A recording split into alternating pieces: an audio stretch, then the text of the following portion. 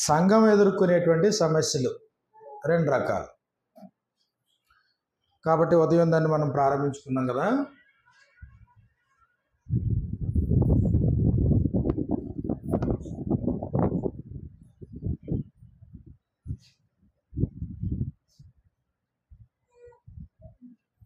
ఎదుర్కొనే సమస్యలు రెండు రకాలు. ఒకటి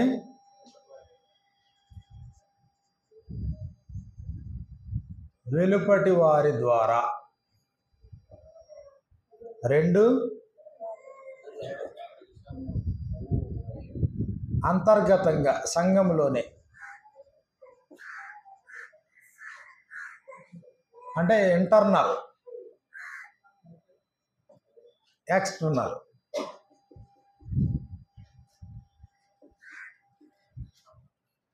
వెలుపటి వారి ద్వారా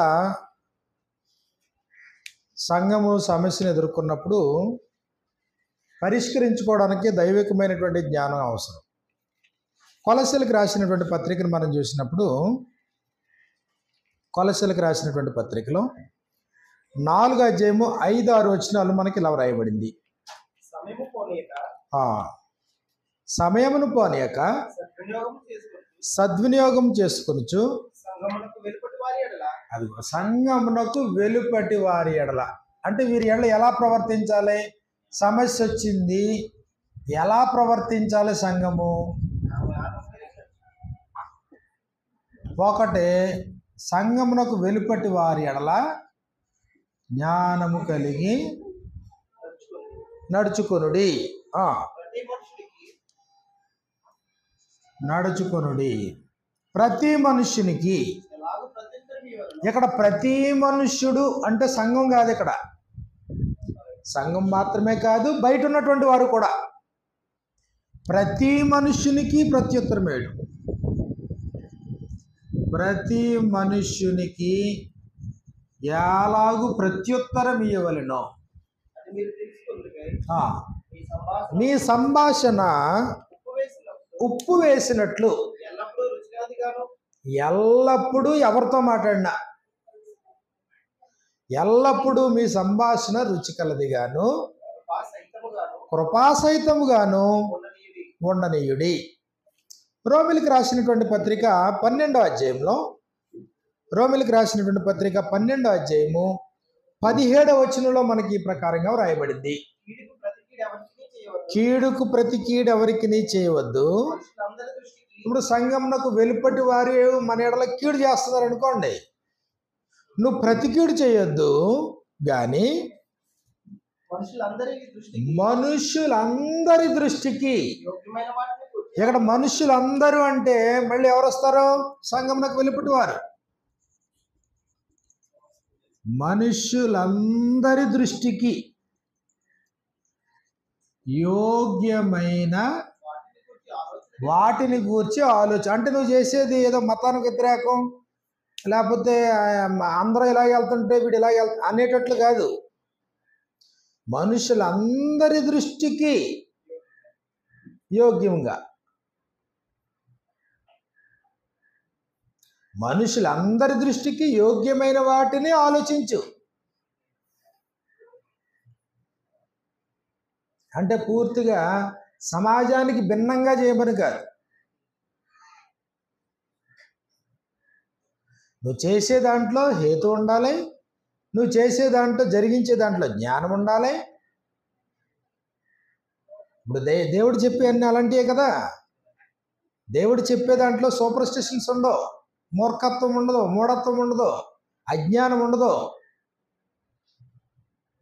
అంధకార సంబంధమైనటువంటి క్రియలు ఉండవు. అందులో హేతు ఉంటుంది, తగిన జ్ఞానం ఉంటుంది, అందులో వివేచన ఉంటుంది. మనుషులందరి దృష్టికి యోగ్యమైన వాటిని గూర్చి, అంటే బయట ఉన్నవారు కూడా ఎస్ కరెక్ట్, వాళ్ళు చేసేది కరెక్ట్, మనుషులకు వ్యతిరేకం కాదు, వాళ్ళు ప్రభుత్వానికి వ్యతిరేకం కాదు, వాళ్ళు సమాజానికి వ్యతిరేకం కాదు. వాళ్ళు ఎన్నుకున్నా, వాళ్ళు ఎంచుకున్నా, వాళ్ళ విధానంలో, వాళ్ళ విశ్వాసంలో ఇదిగా వాళ్ళు మంచిగా బ్రతుకుతున్నారు, యథార్థంగా ఉన్నారు. ఆరాధన చేసుకుంటారు, ఎవరికి అభ్యంతరం ఉండదు. లేదా క్లాస్ పెట్టుకుంటారు, ఎవరికి అభ్యంతరం ఉండదు. మనుషులందరి దృష్టికి యోగ్యమైన వాటిని 18వ వచనంలో ఇలా రాశాడు, సఖ్యమైతే మీ చేతనైనంత మట్టుకు. అది మళ్ళీ ఇక్కడ సమస్త మనుష్యులతో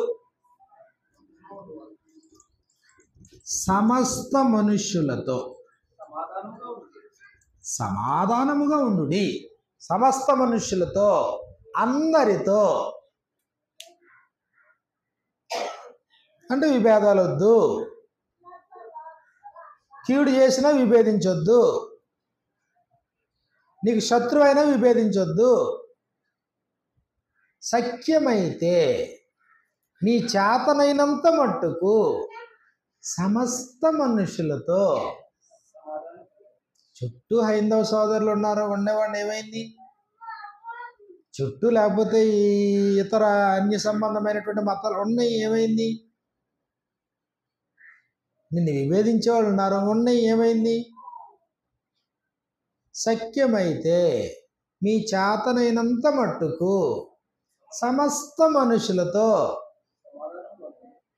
అలాగని వారి అపవిత్ర ప్రవర్తనకు ఒప్పుకోవడం కాదు, సమ్మతించడం కాదు. యోధాపత్రికలు అన్నాడు. యోధాపత్రికను మనం చూసినప్పుడు, యోధాపత్రిక ప్రకటన గ్రంథానికి ముందు యోధాపత్రికలో మనం చూస్తే 22, 23 వచనాలు మనకి ఇలా వ్రాయబడ్డాయి. సందేహపడు వారి మీద కనికరం చూపుడి. అదిగో సందేహపడేవారు, చుట్టూ ఉన్నటువంటి వారు ఇంకా సందేహంలో ఉన్నారు, దేవుడి విషయంలో కానీ, లేకపోతే సంఘం విషయంలో కానీ, లేకపోతే భక్తి నిత్యజీవం విషయంలో కానీ ఇంకా సందేహంలో ఉన్నారు అనుకోండి, క్లారిటీ రాలేదు ఇంకానే. సందేహపడు వారి మీద కనికరం చూపుడి, అగ్నిలో నుండి లాగినట్లు కొందరిని రక్షించుడి. అంతే తప్ప శరీర సంబంధమైన వారి అపవిత్ర ప్రవర్తనను ఏమాత్రము ఒప్పుకొనక, అది దానిని అసహించుకొనొచ్చు, భయముతో కొందరిని కరుణించుడి. శరీర సంబంధమైన వారి అపవిత్ర ప్రవర్తనను ఒప్పుకోవద్దు. నువ్వు కనికరించు, నువ్వు కరుణించు, అగ్నిలో నుండి లాగినట్లుగా కొందరిని రక్షించు. సఖ్యమైతే చేతనైనంత మట్టుకు సమస్త మనుషులతో సమాధానంగా ఉండు.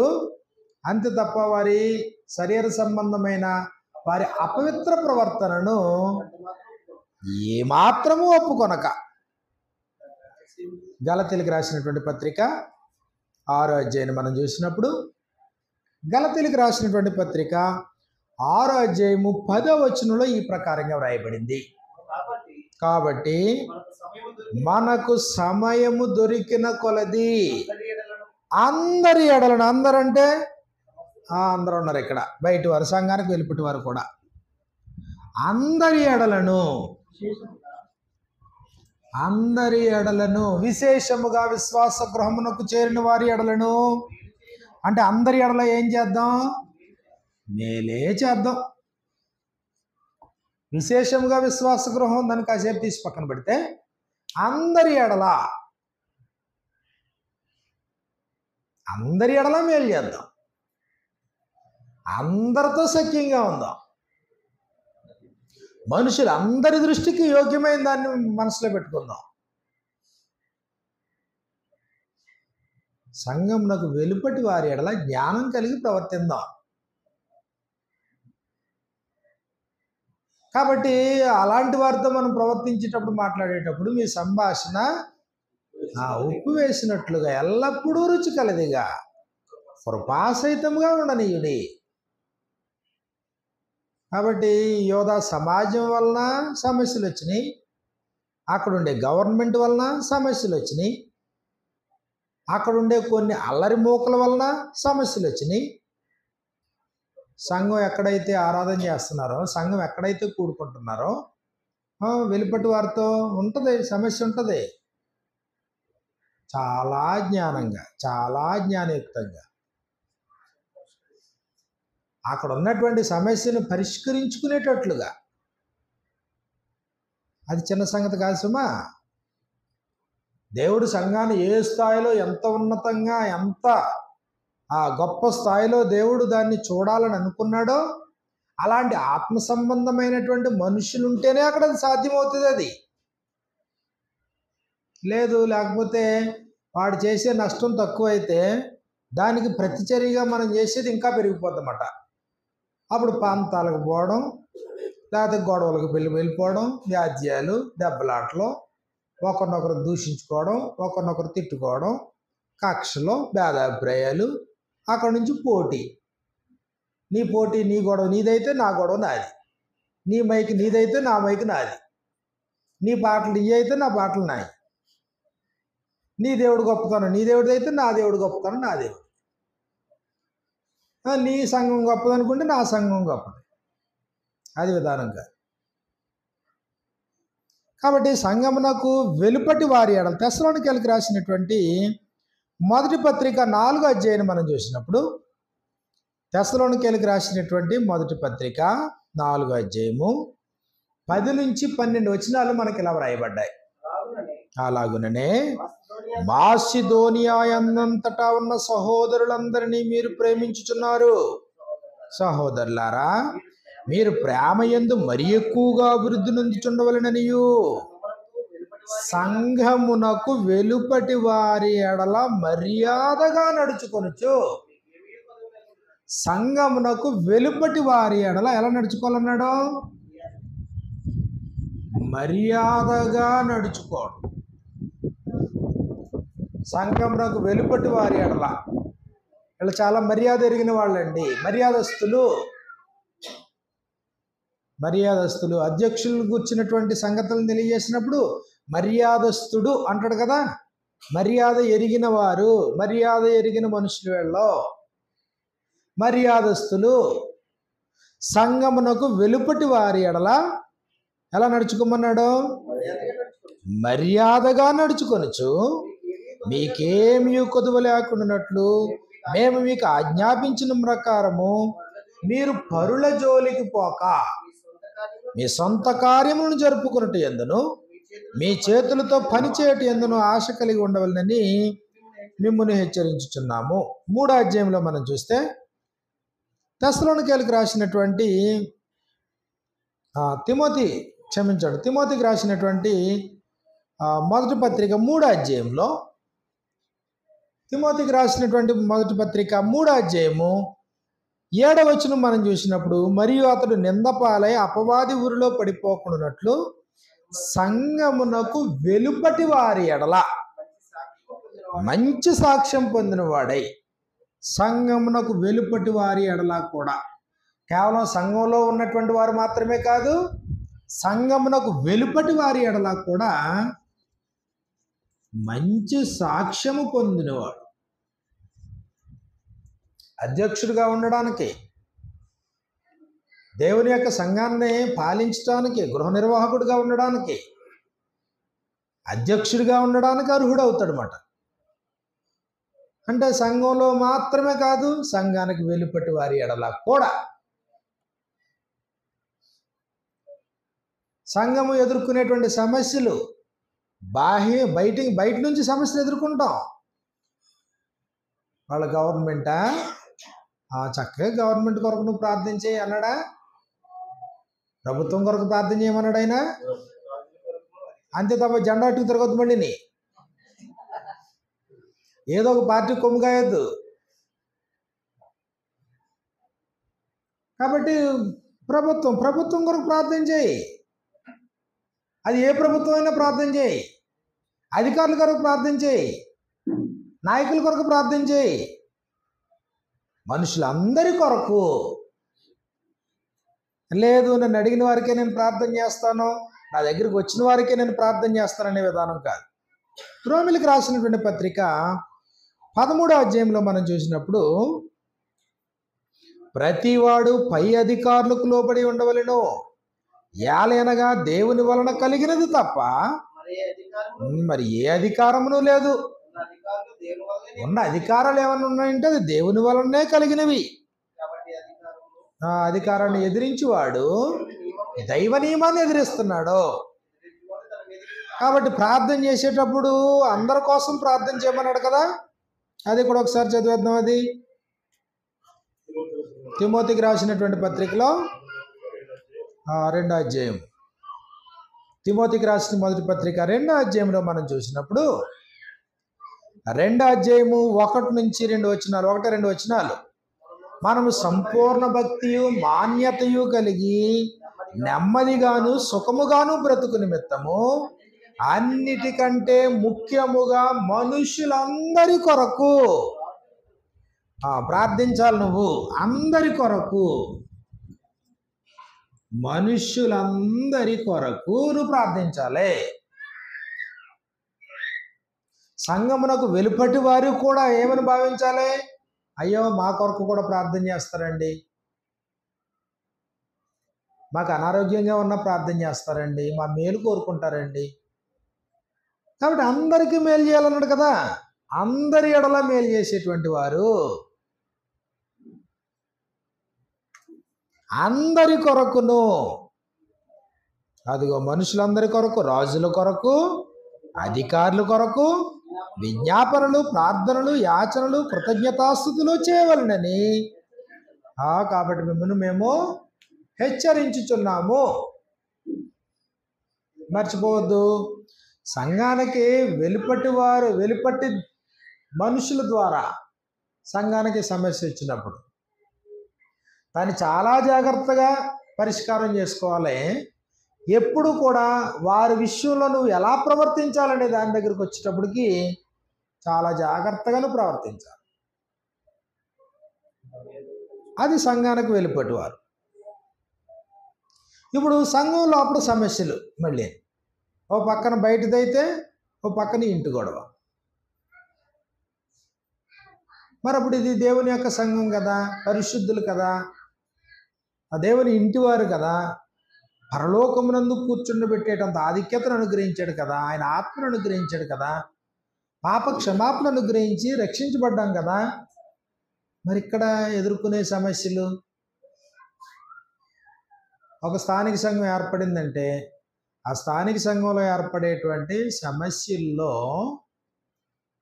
మొట్టమొదటి స్థానంలో ఉండేది విభజనలో, కక్షలో.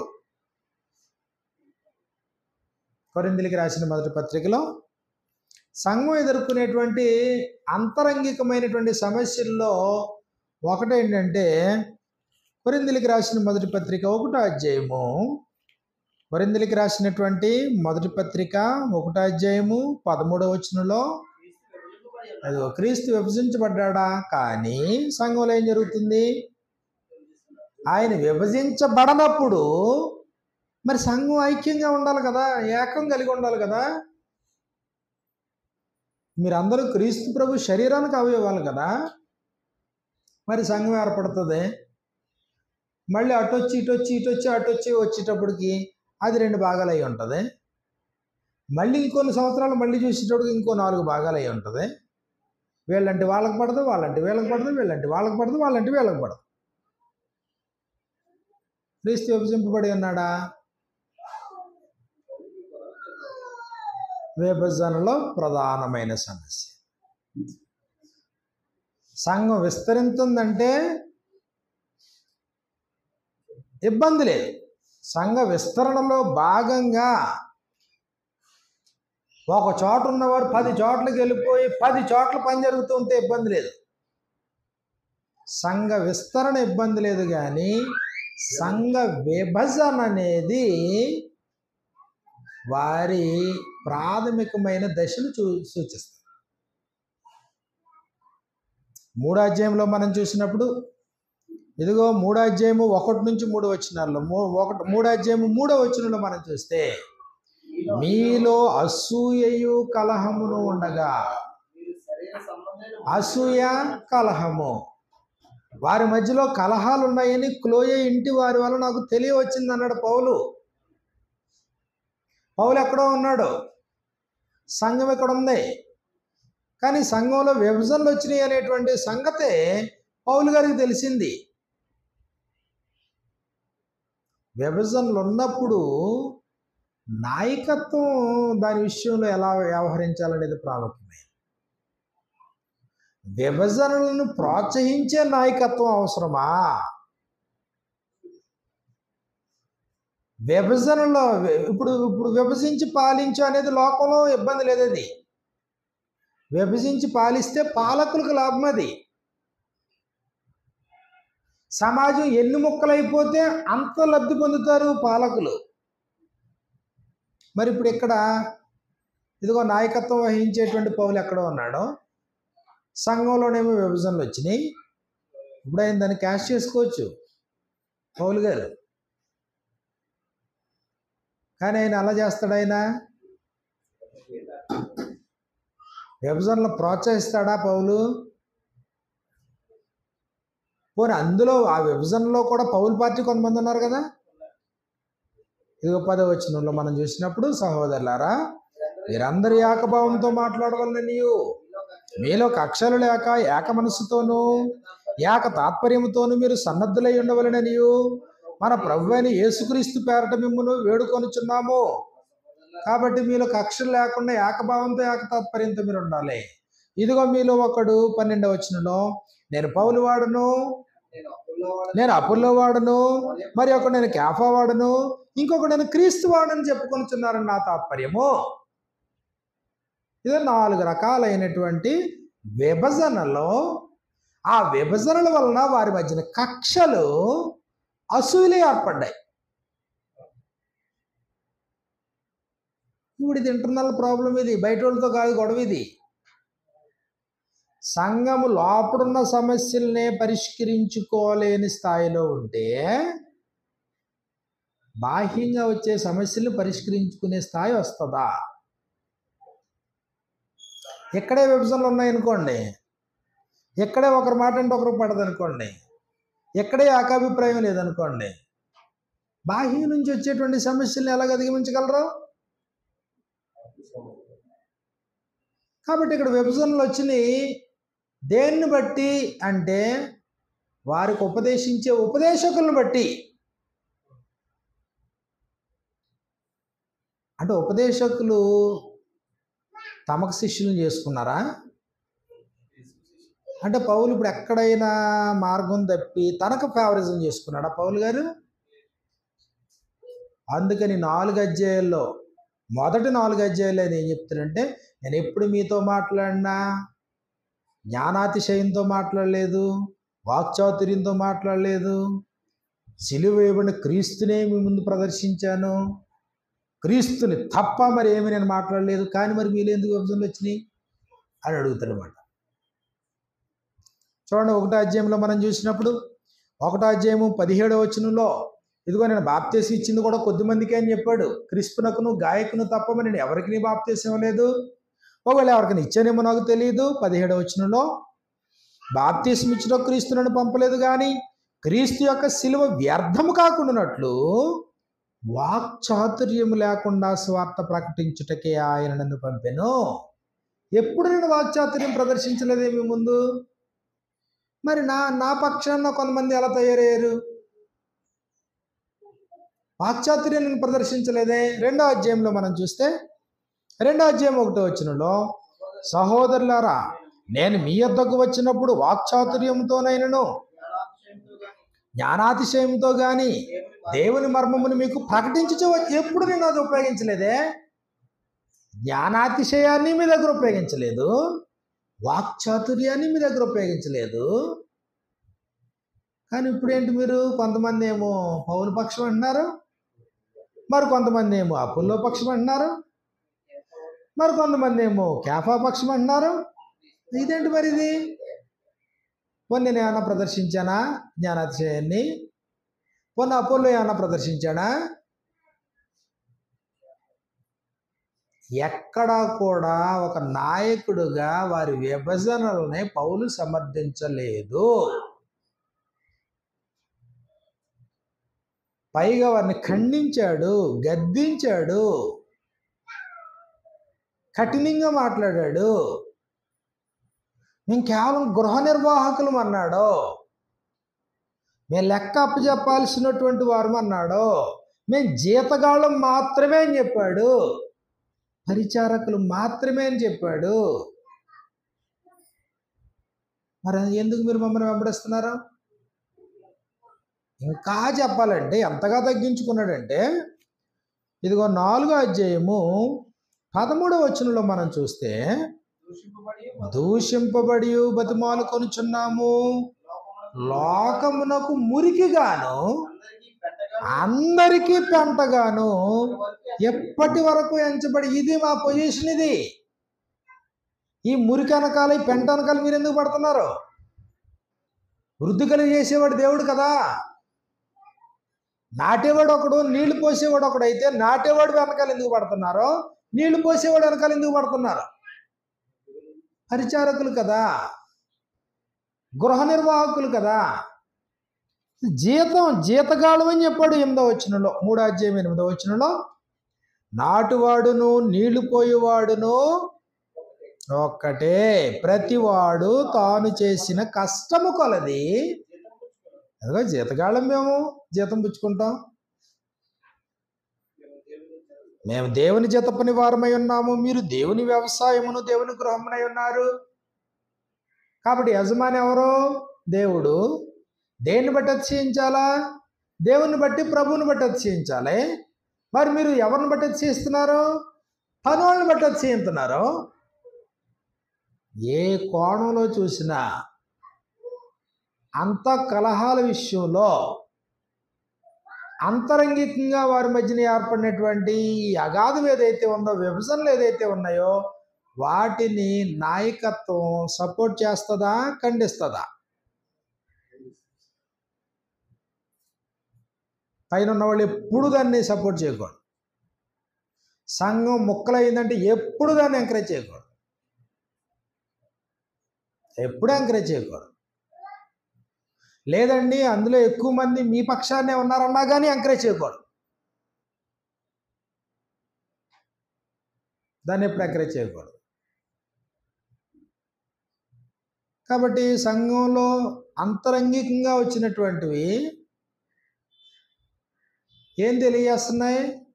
మీరు పసిబిడ్డలే క్రీస్తునందు, మీలో అసూయ కలహమును ఉండగా, 3వ అధ్యాయం 3వ వచనంలో, మీరు శరీర సంబంధులే మనుష్య రీతిగా నడుచుకుంటున్నారు కారా, ఒకడు నేను పౌలు వాడను, మరి ఒకడు నేను అపుల్లో వాడనని చెప్తున్నప్పుడు మీరు ప్రకృతి సంబంధులైన మనుషులు కారా?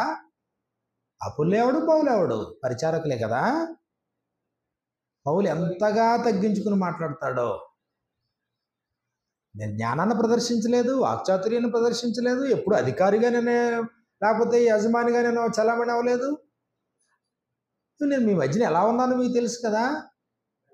ఇదిగో అపోల్లో మీదను నా మీదను సాదృశ్యంగానే నీ మాటలు చెప్తున్నాను.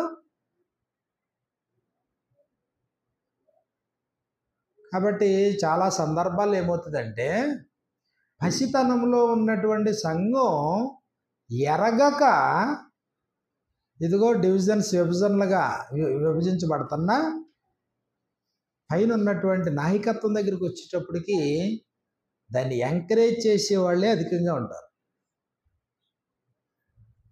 అది పొరపాటు. మనుషులంట గోడ కట్టుకున్నారంట, మట్టి గోడ కట్టుకున్నారంట. మట్టి గోడ కట్టుకుంటే నాయకులు వచ్చి గచ్చిపోత పూయకూడదు అన్నాడు. గచ్చిపోత పూయకూడదు. యెహెజ్కేలు గ్రంథంలో కదా మాట. యెహెజ్కేలు గ్రంథాన్ని మనం చూసినప్పుడు, యెహెజ్కేలు గ్రంథం 13వ అధ్యాయంలో అబద్ధ ప్రవక్తలకు సంబంధించినటువంటి సంగతుల గురించి మాట్లాడతాడు. నేను పంపకపోయినను నా నామాన్ని వచ్చి వాళ్ళు ప్రకటిస్తున్నారని చెప్తాడు. ఇదిగో 10వ వచనంలో మనం చూస్తే, సమాధానమేమీ లేకపోయినను, ఇదిగో సమాధానం ఉంది, అటు దేవునితో కానీ ఇటు సహోదరులతో కానీ తోటి ఇశ్రాయేలీలతో కానీ. ఇదిగో ఈరోజు సంఘంలో సహోదరులు ఒకే రక్తం వల్ల కడగబడ్డారు, ఒకే తండ్రికి బిడ్డలై ఉన్నారు, ఒకే ప్రభు యొక్క కృపలో కాపాడబడతా ఉన్నారు, ఒకే చోట కలిసి కూర్చొని ఆరాధన చేస్తున్నారు. సమాధానం లేదు. సమాధానం ఏమీ లేకపోయినను వారు సమాధానం అని చెప్పి నా జనులను మోసపుచ్చుచున్నారు. నా జనులు మంటి గోడను కట్టగా వారు వచ్చి దాని మీద గచ్చుపోత పూసెదరు. ఇందువలననే పూయిచున్న వారితో నీ విట్టదు. పూసేవాళ్ళు గచ్చుపోత పూసేది నాయకత్వం. కాబట్టి ఇది గచ్చుపోత పూసేటువంటి వారితో నీ విట్లనము. వర్షము ప్రవాహముగా కురియును, గొప్ప వడగండ్లు పడును, తుఫాను దాని పడగొట్టగా అది పడిపోవును. ఆ గోడ పడగా జనులు మిమ్మల్ని చూసి మీరు పూసిన పూత ఏమాయనని అడుగుదురు కదా. కాబట్టి నాయకత్వం అది సువార్థికులు అవ్వచ్చు, ఉపదేశకులు అవ్వచ్చు, సంఘ పెద్దలు అవ్వచ్చు. విభజనలను ప్రోత్సహించాలా? కక్షలను ప్రోత్సహిస్తావా?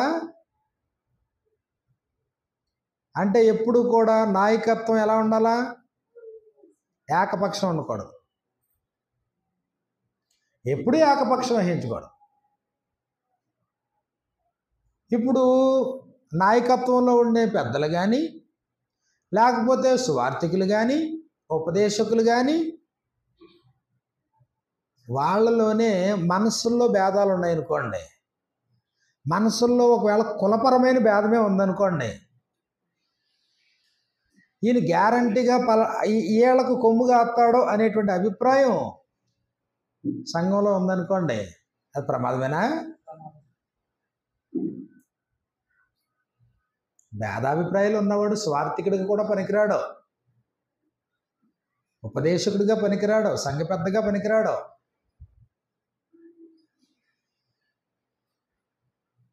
అప్పుడు విభజనలు ఏర్పడ్డాయి అనుకోండి, నువ్వు ఎవరి పక్షం, ఎవరి కొమ్ము కాస్తావు? అప్పటి నుండి ఇప్పటికీ కూడా సంఘంలో విభజనలు ఏర్పడుతూనే ఉన్నాయి, విభజనలు ప్రోత్సహించబడుతున్నాయి. అది దేవునికి మహిమకరం కాదు. విభజనలు ప్రోత్సహించబడకూడదు. సమాధానం లేకుండా క్రైస్తవ్యం కొనసాగకూడదు. సమాధానం పడకుండా ఆరాధన కొనసాగించకూడదు.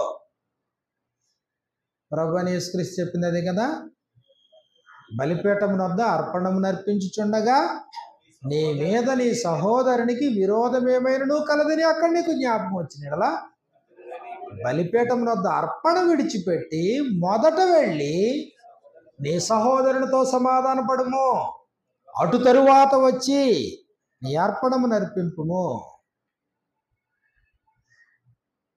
అంటే అది ఎంత ప్రాముఖ్యమైందో ఆలోచించాలి. బోధన బట్టి విభేదం వచ్చింది, ఇబ్బంది లేదు. ఎందుకంటే సమస్తాన్ని పరీక్షించి మేలైందని చెప్పటమన్నాడు. ఒకవేళ వారు అక్రమంగా ఉంటే అట్టి వారిలో నుండి తొలగిపోండి అని చెప్పాడు. లేదండి బోధ సరిగా లేదండి, అపోస్తలులు బోధ ప్రకారంగా జీవించట్లేదండి, కాబట్టి ఇదిగో వారితో మాట్లాడామండి, అయినా కానీ దానికి వారు సమ్మతించట్లేదండి, బోధ సరిగా లేదు కాబట్టి మేము అక్కడి నుంచి వేరే అయిపోయామండి. Correct reason. ఎందుకు? ఎవడైనా ఈ బోధలో లేకపోతే, అక్రమంగా ఎవడైనా నడుచుకుంటుంటే, తెస్సలోనికీయులకు రాసినటువంటి రెండో పత్రిక 3వ అధ్యాయంలో 6వ వచనం మనకి ఇలా వ్రాయబడింది, సహోదరులారా మా వలన పొందిన బోధన ప్రకారము కాక అక్రమముగా నడుచుకొని ప్రతి సహోదరుని యొద్ద నుండి తొలగిపోవాలని. ఇది అక్రమమా క్రమమైందా? అక్రమమైందా? అపోస్తలులు ఏం చెప్తే అది క్రమం. అక్రమం చేస్తే అక్రమం చేయవాళ్ళని నా యొద్ద నుండి పొండిన వారితో చెప్తాడు. 3వ అధ్యాయము 11వ వచనం మనం చూసినప్పుడు, మీలో కొందరు ఏ పని చేయక పరుల జోలికి పోవచ్చు అక్రమముగా నడుచుకొనిచున్నారని వినిచున్నాము. ఇది అక్రమంగా నడుచుకున్నారని కొంతమంది. అలా అక్రమంగా నడుచుకుంటే ఇదిగో నువ్వు క్రమశిక్షణ చర్యలో భాగంగా వారికి నువ్వు బుద్ధి చెప్పు, సహోదరుడిగా భావించు, నువ్వు హెచ్చరించు, గద్దించు, బుద్ధి చెప్పు. అక్రమమైనటువంటి విషయంలో ఇంకా కొనసాగుతుంటే అప్పుడు ఏం చేయొచ్చు? అప్పుడు విడిచిపెట్టచ్చు. అది అంగీకారం. ఇబ్బంది లేదు. అది కాకుండా ఇంకే కారణం ఉంది చెప్పండి విడిపోవడానికి? సంఘం విభజించబడ్డానికి ఏ కారణం ఉంది? ఇంకా ప్రభు శరీరం అన్నాడు అంతే. దాన్ని క్రీస్తు విభజింపబడి ఉన్నాడా? Question mark. నో, విభజించబడలేదు. దేర్ఫోర్ క్రీస్తు ప్రభు శరీరంలో అవయవాలైన మీరు కూడా విభజించబడకూడదు. అవసరమైతే కూర్చో, గ్రంథం దగ్గర పెట్టుకో, లేఖనానుసారంగా ఆలోచించు. అప్పుడు పరిష్కారం కాకపోతే 100 సార్లు కూర్చో, మళ్ళీ కూర్చుని మళ్ళీ ఆలోచించు. ఏకాభిప్రాయానికి రావాలి. ఎక్కడ తప్పిదం ఉంటే దాన్ని తప్పిదం అని చెప్పేలా ఉండాలి. ఎక్కడ తప్పిదం ఉంటే తప్పిదాన్ని దిద్దేలాగా ఉండాలి. ఎక్కడ తప్పిదం ఉంటే ఆ తప్పిదం నుంచి తొలగిపోయేలాగా ఉండాలి. కాబట్టి సంఘం ఎదుర్కొనేటువంటి సమస్యల్లో ఒకటే విభజనలో విడిపోవడం, ముక్కలైపోవడం చాలా సందర్భాల్లో మనం చూస్తాం. కాబట్టి ఎక్కడైనా కాస్త 1, 2, 3, 4, 10 మంది అవుతున్నారంటే వాళ్ళకి ఎదుర్కోబోయే వెంటనే సమస్య ఏమవుతుంది? జాయిగా అక్కడ కక్షలు, భేదాభిప్రాయాలు ఆ స్థాయిలో ఉండి పరిష్కారం చేసుకోలేకపోతున్నామంటే అప్పుడు దాని అర్థం ఏంటి? ఏమని భావించాలా? ఇంకా పసిపిల్లల స్థాయిలో ఉన్నారు, ఇంకా శరీర సంబంధమైన స్థితిలో ఉన్నారు. ఓకే, సంఘం అంతా ఇంకా అంతంత మాత్రంగా ఉన్నారనుకో. మరి నాయకుల స్థాయిలో ఉన్న వాళ్ళ పరిస్థితి, మరి వాళ్ళు ఏం చేస్తున్నప్పుడు? వీళ్ళకంటే ఇంకా అర్థం కాలేదు కాబట్టి శరీర సంబంధమైన స్థితిలో ఉన్నారు కాబట్టి విభజనలు ఉన్నాయి, విభజనలతోనే కొనసాగుతున్నారు, కక్షలతోనే కొనసాగుతున్నారు, భేదాభిప్రాయాలతోనే కొనసాగుతున్నారు. మరి ఉపదేశకులు ఏం చేస్తున్నట్టు? స్వార్థికులు ఏం చేస్తున్నట్టు? ఇక్కడేమో కొరింథీలో సంఘటన జరిగింది, పౌలు ఎక్కడో ఉన్నాడు, క్లోయే ఇంటి వారి వల్ల ఆయనకి తెలిసింది సంగతే. మరి ఎక్కడో ఉన్నవాడు మరి వీళ్ళకి ఉత్తరం రాస్తున్నాడు కదా, వీళ్ళ ఐక్యతను కోరుకుంటున్నాడు కదా. మనుషులను బట్టి అతిశయించొద్దు, మనుషుల యొక్క జ్ఞానాన్ని బట్టి అతిశయించొద్దు, స్వార్థికుని బట్టి అతిశయించొద్దు, ఉపదేశకుని బట్టి అతిశయించొద్దు. నాటేవాడు, నీళ్లు పోసేవాడు ఒకరోజు లేదా ఇద్దరు లేదా 100 మంది లేదా 1,00,000 మంది వస్తారు. వృద్ధి కలిగజేసేవాళ్ళు ఎవరో? దేవుడు. ప్రభువుని బట్టి అతిశయించు, దేవుని బట్టి అతిశయించు. కాబట్టి రెండవ సమస్య ఏంటన్నప్పటికీ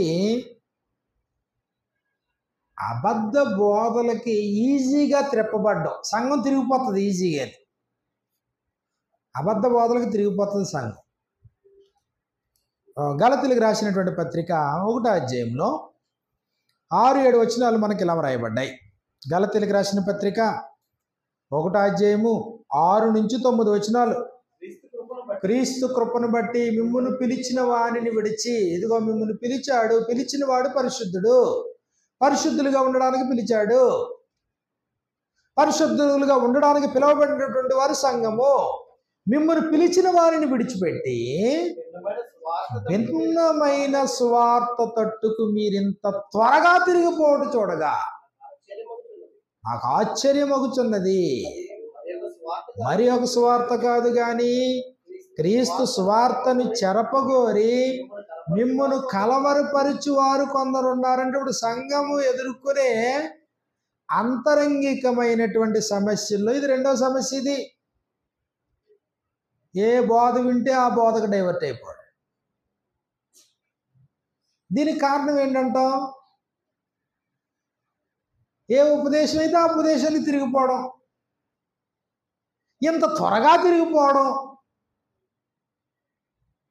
తిమోతికి రాసినటువంటి పత్రికలో మనం చూసినప్పుడు తిమోతికి రాసినటువంటి 2వ పత్రిక 4వ అధ్యాయము 3-4 వచనాల్లో మనకి ఇలా వ్రాయబడింది. ఎందుకనగా జనులు హితబోధను సహింపక, ఇదిగో ప్రాబ్లం ఎక్కడంటే జనులది అంటే సభ్యులు, వినేటువంటి వారు శ్రోతలు. జనులు హితబోధను సహింపక దురద చెవులు గలవారై తమ స్వకీయ దురాశలకు అనుకూలమైన బోధకులను కొంతమందే నాకు నచ్చుతారు, అందరు నాకు నచ్చరు. ఇదేంటిది, వింత ధోరణి ఏంటిది? వాళ్ళనే పిలుచుకుంటాం. వాళ్ళైతే నాకు నచ్చుతుంది, వాళ్ళైతేనే అనుబుద్ధి వేస్తుంది. తప్పు కదా. తమ స్వకీయ దురాశలకు అనుకూలమైన బోధకులను తమ కొరకు పోగు చేసుకొని సత్యమునకు చెవినీయక. అక్కడ సమస్య ఏముంది? ఇక్కడ సమస్య ఎవరిది? ఇక్కడ సమస్య సంఘానదే. సంఘం అన్య బోధల చేత త్రిప్పబడుతుంది. బోధించే వాళ్ళు బోధిస్తారు, అది వేరే సంగతి. అది సాతాను మొదటి నుంచి పని చేస్తూనే ఉన్నాడు. ఏదైనా తోటలో నుండి కూడా అబద్ధ బోధ ప్రకటించబడుతూనే ఉంది. కానీ నువ్వెందుకు డైవర్ట్ అయిపోతున్నావు? నువ్వు ఇక్కడ సింపుల్గా అబద్ధ బోధల వైపుకి తిరిగిపోవడానికి కారణం ఏంటి చెప్పండి? కారణం ఏంటంటే ఎఫెసీయులకు రాసిన పత్రికలుగా కల్పింపబడిన ప్రతి ఉపదేశమునకును ఇటు అటు కొట్టుకొని పోవచ్చు అలల చేత ఎగురుగొట్టబడిన వారమైనట్లుండగా.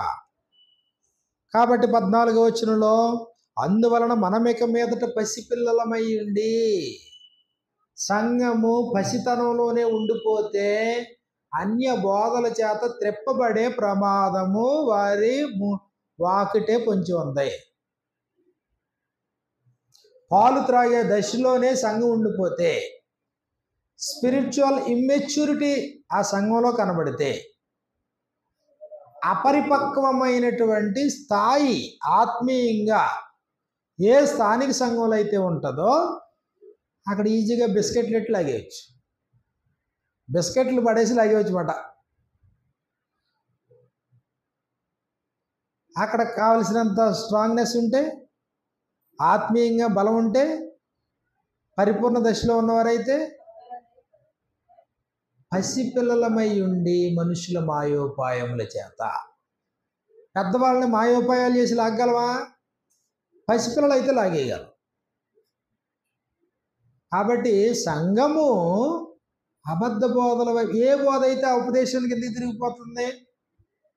తమ స్వకీయ దురాశలకు అనుకూలమైన బోధకులు ఎందుకు ఏర్పాటు చేసుకున్నారు? కాబట్టి అనుకున్నంత స్థాయిలో సంఘం ఎదగట్లేదు, పసిపిల్లలుగా ఉండిపోయారు. పసిపిల్లలుగా ఉన్నప్పుడే ఫేవరిజం. ఆత్మీయంగా ఎదిగిన తర్వాత ఫేవరిజం ఉండదు. ఫేవరిజం ఏదైనా ఉంటే దేవుని మీద, ప్రభువు మీద. ఉన్నతమైనటువంటి నాయకత్వపు లక్షణాలు ఉన్నప్పుడు ఎవరో ఒకవైపు కొమ్ము కాసేది ఉండదు. ఇంకా చూడండి, సాధారణంగా లోకంలో సంఘానికి వెలుపట జెండాలు పట్టుకుని తిరిగే వాళ్ళందరూ సామాన్యులు, అత్యంత సామాన్యులు. అంత వివేకవంతులు కాదు వాళ్ళు. పాపం ఎవరి కోసమో వీళ్ళు కష్టపడతారు. కాబట్టి పసిపిల్లల స్థాయిలో ఉన్నాం అనుకోండి, గాలికి అటు ఇటు కొట్టుకురు. ఏ ఉపదేశం అయితే ఆ ఉపదేశం. ఏది కాస్త వాక్చాతుర్యం కనబడిందో దానికి డైవర్ట్ అయిపోతారు మనుషులు. వాక్చాతుర్యం ఉంటే చాలు, పడగొట్టేయచ్చు. కాస్త జ్ఞానాతిశయం ప్రదర్శిస్తే చాలు, మనుషులు పడగొట్టేయచ్చు. అందుకే రోజు రోజుకి ఇన్ని రకాలైన మతశాఖలు, ఇన్ని రకాలైనటువంటి ఉపదేశాలు. బైబిల్ ఒకటే, దేవుడు ఒక్కడే, ప్రాణం పెట్టిన ప్రభు ఒక్కడే. మరి క్రైస్తవ్యం అంతా ఒక్కటిగా ఉండాలి కదా. మరి ఇన్ని విభజనలు ఎందుకు ఇన్ని సంఘాలు ఎందుకు ఏర్పడుతున్నాయి? ఇన్ని ముక్కలుగా ఎందుకు అయిపోతున్నారు మనుషులు అంటే కారణం ఏంటి? ఇదిగో మనుషులు ఎక్కడ ఆగిపోయారంట? పసిపిల్లల స్థాయిలోనే ఆగిపోయారు. సంఘము క్షేమాభివృద్ధి చెందుట కొరకు ఆయన ఇదిగో విశ్వాస విషయంలో దేవుని కుమారుని గురించిన జ్ఞాన విషయంలో ఏకత్వం పొంది సంపూర్ణ స్థాయికి ఎదగటం కొరకు ఆయన క్షేమాభివృద్ధి కొరకు కొందరిని అపోస్తులుగా, ప్రవక్తలుగా, ఉపదేశకులుగా, సువార్థికులుగా, కాపరులుగా ఆయన ఏర్పాటు చేశాడు. కాబట్టి రెండవ సమస్య ఏంటి? అబద్ధ బోధల చేత త్రిప్పబడుట. సంఘాలు ఏర్పడతాయి, నిలకడ ఉండదు. కాబట్టి ఉపదేశకులు మారిపోతారు, అవసరమైతే సంఘాలు మారిపోతారు, అవసరమైతే బాప్టిజం కాకపోతే రీబాప్టిజం ఎన్ని బాప్టిజాలు అని అయిపోతాయి. ప్రతి ఉపదేశానికి డైవర్ట్ అయిపోతాయి. కారణం ఏంటి? Spiritual immaturity. అంటే పసిపిల్లల స్థాయిలోనే ఉండిపోవడం అంతే. కాబట్టి మనమిక మీదట పసిపిల్లలమై ఉండి మనుషుల మాయోపాయముల చేత వంచనతోనూ తప్పు మార్గమునకు లాగు కుయుక్తితోనూ, ఏమంటాడో, కల్పింపబడిన ప్రతి ఉపదేశమునకు ఇటు అటు కొట్టుకొని పోవునట్లు, కల్పింపబడిన ప్రతి ఉపదేశమునకు ఇటు అటు కొట్టుకొని పోవచ్చు, అలల చేత ఎగురగొట్టబడిన వారమైనట్లు ఉండక ప్రేమ కలిగి సత్యము చెప్పుచు క్రీస్తు వలె ఉండుటకు మనం అన్ని విషయములలో ఎదుగుదుము. మూడవ సంగతి అంటే ఇక్కడ పసిపిల్లలు అన్నాడు. దీన్నే మరొక కోణంలో మనం ఆలోచించినప్పుడు బలవంతులు కాలేకపోవడం. హెబ్రీలకు రాసినటువంటి పత్రిక 5వ అధ్యాయాన్ని మనం చూస్తే 11 నుంచి 14 వచనాలు మనకి ఇలా వ్రాయబడ్డాయి. ఇందును గూర్చి మేము చెప్పవలసినవి అనేక సంగతులు ఉన్నవి కానీ మీరు వినుటకు మందులైనందున, అది వినుటకు మందులు. సంఘము వినడానికే మత్తుగా ఉంది, వినడానికి బద్ధకంగా ఉంది, వినడానికి మందులుగా ఉన్నారు. అంటే వినడం కష్టంగా ఉంది, వినలేకపోతున్నారు. అంటే వినడానికి తగినంత ఓపిక లేదు.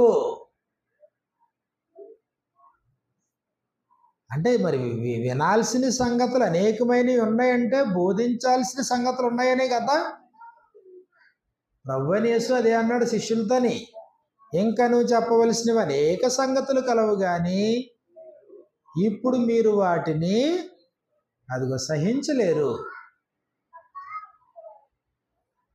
అంటే ప్రభు కోర్స్ కంప్లీట్ చేసేలేదైనా, చెప్పాల్సినంత వరకు చెప్పాడు, ఇంకా ఉన్నాయి.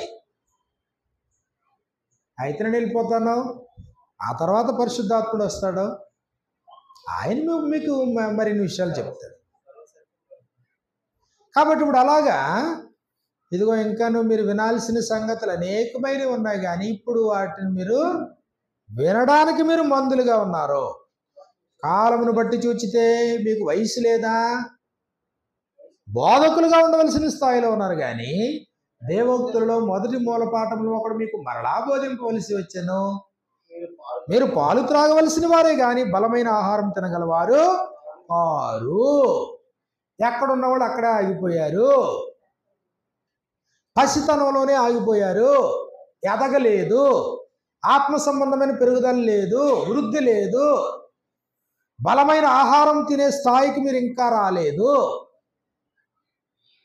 మరియు పాలు త్రాగు ప్రతివాడు శిష్యువే గనుక నీతి వాక్య విషయంలో అనుభవం లేనివాడై ఉన్నాడు. నీతి వాక్య విషయంలో అనుభవం లేనటువంటి వాడై ఉన్నాడు. కాబట్టి ఇది సంఘం ఎదుర్కొనే సమస్యలు. సంఘంలో సభ్యులు ఉంటారు, ఆరాధనలు జరుగుతాయి, కానీ ఆత్మీయంగా ఎదిగిన వాళ్ళు ఉండరు. ఆత్మీయంగా ఎదిగిన వాళ్ళు సంఘంలో లేరంటే దాని అర్థం ఏంటో తెలుసా? వీళ్ళు ఎప్పుడు జారిపోతారో తెలియదు.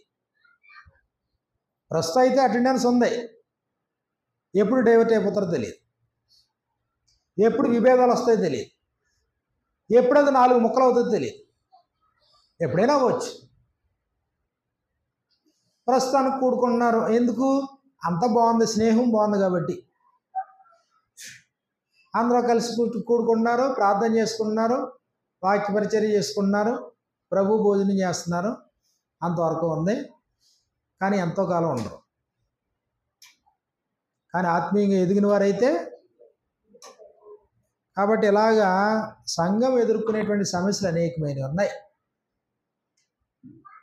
ఇప్పుడు ఇవన్నీ ఇంటర్నల్, వీటిని జాగ్రత్తగా పరిష్కరించుకోవాలా. మీరు ఆ స్విచ్లు వేస్తుంటే టైం అయిపోయింది అనుకుంటున్నాను నేను. వదిలేసానండి, కాసేపు వదిలే. మధ్యలో ఎవరైనా లేచారంటే టైం అయిపోయిందని ముగించేస్తాను వాటి నేను. ఆల్రెడీ బైబిల్ ముగించేసానులేండి, అయిపోయింది, టైం అయిపోయిందిలే. చూడండి ఇక్కడ పాయింట్ చూడండి. ఇలాంటి అనేకమైన ఇంటర్నల్ సమస్యలు ఉంటాయి కదా అంతరంగికంగా. ఇప్పుడు మరి వాటిని కూడా పరిష్కరించుకోవాలా. పరిష్కారం ఎవరి వల్ల సాధ్యమవుతుంది? ఎలాంటి వ్యక్తుల వల్ల సాధ్యమవుతుంది? ఇప్పుడు అందరూ బలహీనలే అనుకోండి, అందరూ పసిపిల్లలే అనుకోండి, అందరూ పాలు త్రాగే దశలోనే ఉన్నారనుకోండి, పరిష్కారం అవుతుందా? బలవంతులు కొంతమంది బలహీనలు ఉన్నారనుకోండి. రోమపత్రిక 14:1 ఇదిగో విశ్వాస విషయంలో బలవంతులు బలహీనలు ఉన్నారు. అప్పుడు ఏం చెప్తాడు అక్కడ? అయినను సంశయములు తీర్చుటకు వాదములు పెట్టుకోవద్దు. 1 చదువునన్న, 1 చదువు. విశ్వాస విషయమై బలహీనుడైనటువంటి వారిని చేర్చుకొనుడి. బలహీనులు ఉన్నారు. 15:1 కాగా బలవంతులమైన మనము మనలను మనమే సంతోషపరచుకొనక బలహీనుల దౌర్బల్యమును భరించుటకు. కాబట్టి బలవంతులు బలహీనులు ఉన్నారనుకోండి, ఇప్పుడు ఈ బలవంతులు సాయశక్తిలా కృషి చేస్తారు. అసలు ఆ స్థానిక సంఘంలో బలవంతులే లేరనుకోండి, అందరూ పసితనంలో ఉన్నవాళ్ళే అనుకోండి, అందరూ పాలు తాగేవాళ్ళే. నీతి వాక్య విషయాల్లో అనుభవం ఎవరికే లేదు.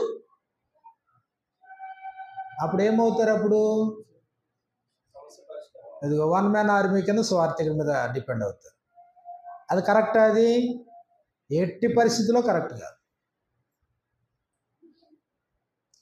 కాబట్టి చాలా స్థానిక సంఘాల్లో సమస్య ఏంటంటే, మా స్వార్థకుడు ఏం చెప్తే అది అంతే, ఏం చెప్తే అది సరైన విధానం కాదు.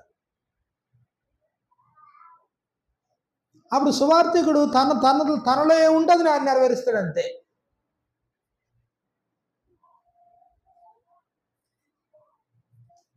కాబట్టి స్థానిక సంఘంలో సమస్యలు ఉంటాయి, పరిష్కరించుకోవడానికి అనుభవ జ్ఞానం ఉన్నవాళ్ళు కూడా ఉండాలి, ఆత్మీయంగా ఎదిగిన వాళ్ళు ఉండాలా, నాయకత్వపు స్థితిలో ఉన్నవాళ్ళు ఉండాలా, పరిచారకులు ఉండాలా, స్వార్థికులు ఉండాలా, ఉపదేశకులు ఉండాలా. ఇంకా చెప్పాలంటే ఏ స్థానిక సంఘంలో అయితే సంఘ పెద్దలు ఉంటారో, సంఘ పెద్దలు అంటే మనం అనుకునే పెద్దలు కాదు సుమా, గ్రంథం చెప్పినటువంటి విధానంలో ఎక్కడైతే పెద్దరికం ఉంటుందో అక్కడ సమస్యలు పరిష్కారపు దిశగా వెళ్తాయి. మనం ఉదయకాలం సమయంలో చెప్పుకున్నాం కదా, సంఘంలో ఏర్పడిన సమస్యలకి అక్కడ ప్రత్యక్షంగా అపోస్తులు ఉన్నారు, అక్కడ పెద్దలు ఉన్నారు. అపోస్తుల కార్యాలు 15వ సమస్య ఏర్పడినప్పుడు ఎక్కడ పంపించారు? అపోస్తుల దగ్గరికి, పెద్దల దగ్గరికి పంపించారు.